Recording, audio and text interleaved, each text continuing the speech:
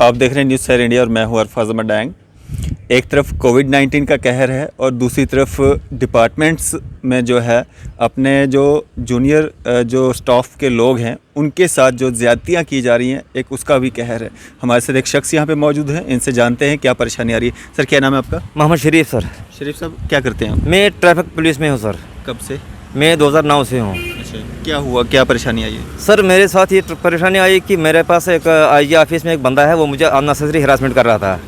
मैंने उसको बोला मुझे प्रमोशन का मसला है, मुझे प्रमोशन दे दो। बोला आज होगा, कल होगा, 3 होगा। तो कुछ 3-4 साल मुझे हरासमेंट किया। बोला होगा, बाद में बोला नहीं जी अब मुझे दे दो पैसा। पैसा मेरे पास था नहीं सर। फिर मैंने हाई अथॉरिटी से अप्रोच की तो फिर भी उन्होंने कोई गौर नहीं किया। फिर सर मुझे ऐसे कुछ टाइम के बाद सुना गया कि मेरी उन्होंने ट्रांसफ़र करा ली।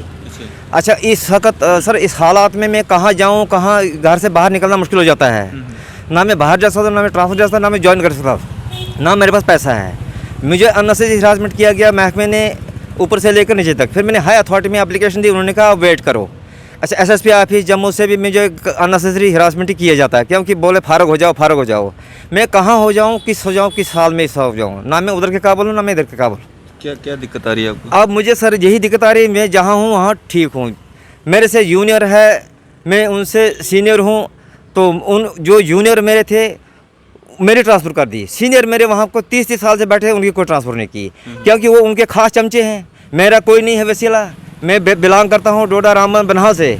तो मेरी ट्रांसफ़र पहले हुई थी सर कठुआ में, उसके बाद आई जम्मू जोन में, उसके बाद आई बॉर्डर में, उसके बाद फिर मैंने वापस कराई रिक्वेस्ट करके।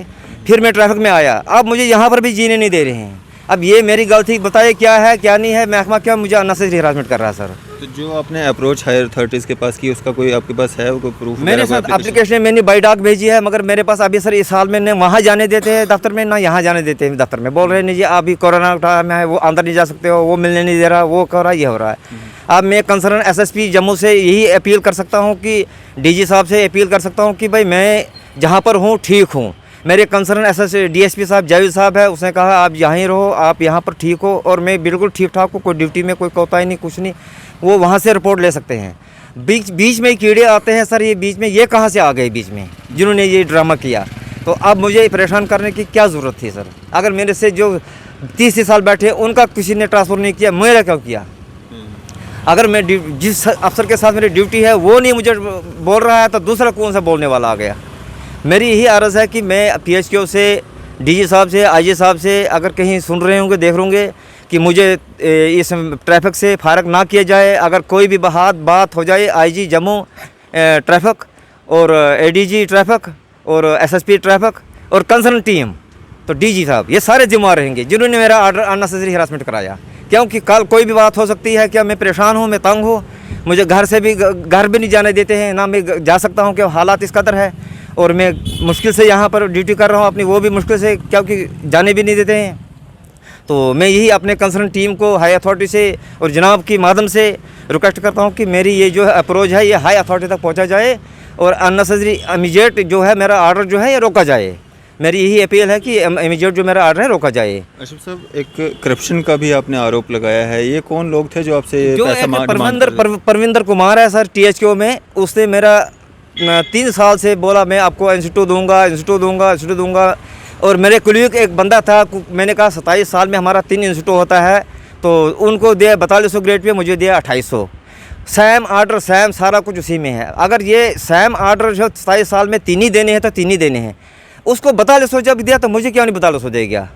मेरा एतराज़ है। मैंने ये कहा जी हो जाएगा, मेरे पास रिकॉर्डिंग भी है, मेरे पास सबूत है उसका। उसने कहा कि उसका होगा उसे। फिर उसने जब उसको दिया सर, उसको तब नहीं उसने एजी ऑफिस में लेटर भेजा। जब मैंने एप्लीकेशन दी तब उसने एजी ऑफिस में लेटर भेजा कन्फर्मेशन के लिए कि ये ठीक है कि गलत है। मैंने ये भी रिक्वेस्ट किया कि सर अगर उस वक्त आपने उधर नहीं लेटर भेजा, आज क्या भेजा ये 3 साल के बाद? फिर वहाँ से कन्फर्मेशन लेटर आ गया कि ओके ठीक है, ये 4200 ठीक है। फिर मैंने कहा अब मुझे दे दो। बोला नहीं जी, वो एक एओ ऑफिसर से मिलजुल कर उसने कहा नहीं जी इसका हक नहीं है, बीच में कहा ये मिला है वो मिला है, उसे उल्टा पुल्टा करके तो मुझे मतलब 4200 नहीं दिया। अगर मेरे कुलीग जो 27 साल में 4200 ले गया, मुझे क्यों नहीं 4200 दे गया? मुझे 2700 क्यों? सीनियर और जूनियर इसमें कोई फ़र्क नहीं है, ओनली फॉर 27 वेयर। तो एबो मोर देन एबो इसके कोई है ही नहीं रीज़न। ये 27 साल के अंडर ही जितने हैं, जो टाइम टू टाइम इसमें प्रमोशन होती है ऑटोमेटिक अपनी। तो मुझे ये इसने हिरासमेंट किया। जब इसने मैंने दोबारा मांगा इसको, मेरे ख्याल कंप्लेन की, ये 22/3/21 को स्टेटमेंट दी है मैंने एडीजी ऑफिस में, वो भी पेंडिंग रहा। मैंने कहा कि इसने वो भी खा ली इन्होंने, और मुझे लग रहा है कि इन्होंने इनके ही फेवर में ये किया कि इसके बारे में, मगर मुझे वो भी नहीं, वो भी खतरा लग रहा है। वो मैंने लिखा था कि मुझे इसका खतरा है इसके महकमे रहने से, इसने मुझे ही ट्रांसफ़र कर दी मेरी अपोजिट में। अब ये मैं नहीं जानता सकता, आई नो मतलब इसमें क्या रीज़न है क्या नहीं है। ये आईजी साहब, एडीजी साहब सारे मेरे ख्याल में इसमें मिले हैं, क्या कि मिले नहीं होते। ये कह रहा है कि मुझे सीनियर अफसर से रब्ता है, मैं आपको ये करूँगा, मैं आपको वो करूँगा। हालांकि मैंने रिटर्न में भी दी, मगर कोई गौर घोष नहीं हुआ मेरा। अब कौन सी पोस्ट पे हैं वहाँ पे तैनात?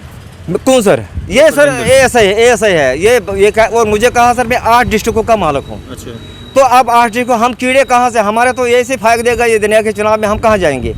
अब यही मैंने ये भी लिखा भी है रिटर्न में कि इसने ये मुझे बोला, इसने ये मुझे बोला, बट अभी तक गौर कुछ नहीं हुआ। अशरफ साहब, ये जो हरासमेंट हो रही है ये सिर्फ आपके साथ ही हो रही है, कुछ और भी लोग हैं जिनके साथ ऐसा कुछ हो रहा है? सर इस महकमे में कोई आवाज़ उठाने वाला नहीं है, जो आवाज़ उठाता है उसको फेंक देते हैं दाएं बाएं।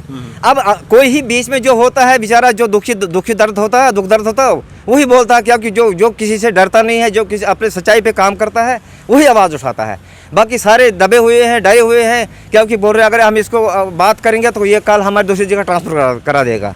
सारे डरे हुए हैं सर, अंदरूनी सारे और मुझे बोल रहा था कि आप जाओ DTI से, एसओ से, आप बिलोंग करते हैं रामबन डोडा से, रामबन से, तो आप DTI से पैसा लाओ। मैंने पैसा नहीं लाया, मैं कहाँ जाता, इधर से छुट्टी नहीं, परेशानी, वो भी तो मुझे सारा अननेसेसरी कुल मिला के मतलब इसने परेशान किया कि ये पैसा नहीं देता है। कितने पैसे की मांग कर रहे थे आपसे?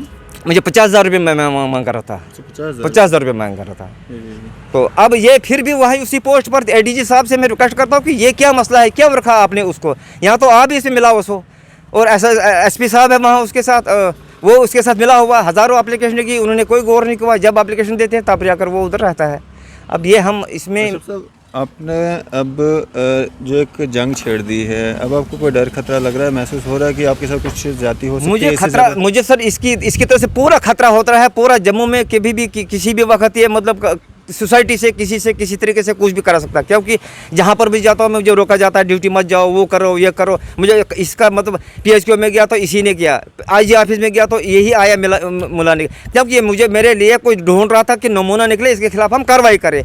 वो ऊपर वाला ने सर सच्चाई मुझे हर वक्त रखा, तो सच्चाई का काम, सच्चाई कुछ नहीं हुआ इसके खिलाफ। तो फिर मैंने इसको बोला भाई ऐसे बात है, फिर इसने ये ट्रांसफर करा ली मेरी कि महकमे से इसको भगा देंगे। तो मैं इसका कहता हूँ कि मैं नहीं जाऊँगा तब तक जब तक ना मेरा ये छानबीन होगी, मेरे सीनियर जो है वो जाएंगे, फिर मैं यूँ नहीं रहूँ। मैं लास्ट में हूँ, मैं 10 साल हो गए मुझे ट्रैफिक में, उनको तो 30 साल हो गए। जब उनका किसी ने नहीं किया, मैंने क्यों किया सर? अभी किस महकमे में आपको ट्रांसफ़र किया? मुझे सर जम्मू जोन में किया। जम्मू जोन में मैं पहले भी जम्मू जोन में था, मैं कठुआ रहा, मैं बॉर्डर में रहा, मैं जम्मू में रहा, मैं SOG में रहा, मैं जगह जगह रहा। मगर मेरी यही अपील है, अगर मैं कहीं दिन निकाल रहा था, मैं ड्यूटी कर रहा था, इस हालत में कोरोना टाइम के बारे में मैं कहाँ जाऊँ, मैं किसके पास जाऊँ? ना कोई अफसर मिलता है, मेरी तनख्वाह बंद हो जाएगी, मैं परेशान हो जाऊँगा, मेरे बच्चे छोटे, मैं कहाँ जाऊँगा? आगे रोज़ा है, आगे ईद आने वाली है, तो मैं जहाँ पर हूँ मैं वहीं पर हूँ। मुझे कोई फ़र्क नहीं करना चाहिए। हाई अथॉरिटी DG साहब तक बात जानी चाहिए, ADG साहब तक बात जानी चाहिए। बाकी छोटे मोटे कीड़े जो है अंदरूनी ये होते हैं, इनको हिदायत होगी ऊपर से तो बात हो जाएगी। बिल्कुल। तो ये मोहम्मद अशरफ साहब जो कि शरीफ साहब जनाब मोहम्मद शरीफ साहब हैं, और जिनके ट्रैफिक डिपार्टमेंट में 10 साल दिए हैं, और इनकी मांग है कि ये जहाँ पे हैं इनको वहीं पे रखा जाए। इस तरह से जो इन पे एक जुल्म जो किया जा रहा है, जो ये अपनी प्रमोशन की मांग कर रहे थे, प्रमोशन क्या देनी थी, इनकी ट्रांसफ़र ही कर दी जा रही है। और जिस तरह से इन्होंने आरोप लगाए हैं करप्शन के, इस पे पूरी जांच होनी चाहिए। और जिस तरह से एक तरफ से कोविड का कहर चल रहा है और दूसरी तरफ से एडमिनिस्ट्रेशन में बैठे हुए कुछ अधिकारी जो अपनी कुर्सी का नाजायज़ फ़ायदा उठाते हैं, और इस तरह से जो अपने जूनियर स्टाफ के लोग होते हैं उनके साथ जो नाइंसाफ़ी करते हैं, उनके खिलाफ भी कहीं ना कहीं कार्रवाई करनी चाहिए। और आला अधिकारियों को जो है अपने अधिकारियों पर नज़र रखनी चाहिए।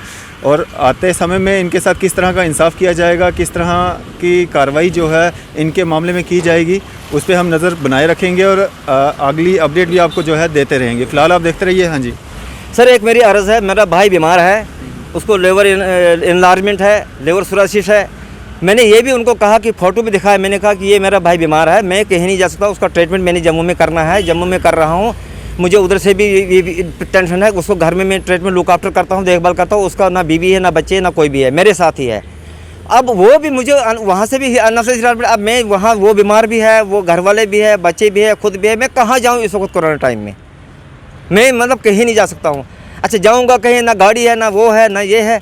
अब मुझे जीने दो कहीं महकमे में, जब मैं निकाल रहा हूँ टाइम, मुझे जीने दो। मैं यही अर्ज़ है मेरी डीजी साहब से, एडीजी साहब से और एसपी साहब से कि मैं जहाँ हूँ वहाँ हूँ, मेरा कुछ नहीं तबादला किया जाए और जहाँ पर मैं हूँ वहाँ ठीक हूँ। मुझे कुछ नहीं, मुझे खतरा, और जो भी खतरा होगा वो जिम्मेदार कंसर्न टीम होगी, जो ट्रांसफ़र कराने वाले होंगे, क्योंकि इन्होंने जानबूझकर ट्रांसफ़र कराई मेरी। तो ये सारी अपडेट थी और हमने कोशिश की कि आप तक पहुंचाएं, और आला अधिकारी जितने भी हैं, एडमिनिस्ट्रेशन जितनी भी है, एलजी मनोज सिन्हा जी हैं, बाकी अधिकारी हैं, उन तक पहुंचे और इनके मामले में जो है जो जायज़ कार्रवाई है वो की जाए। फ़िलहाल आप देखते रहिए न्यूज़ सर इंडिया। मैं अरफाज़ अहमद डैंग, कैमरामैन शाहनवाज के साथ। हेलो, अस्सलाम वालेकुम। मैं Syed Ummul Baneen from the glam closet.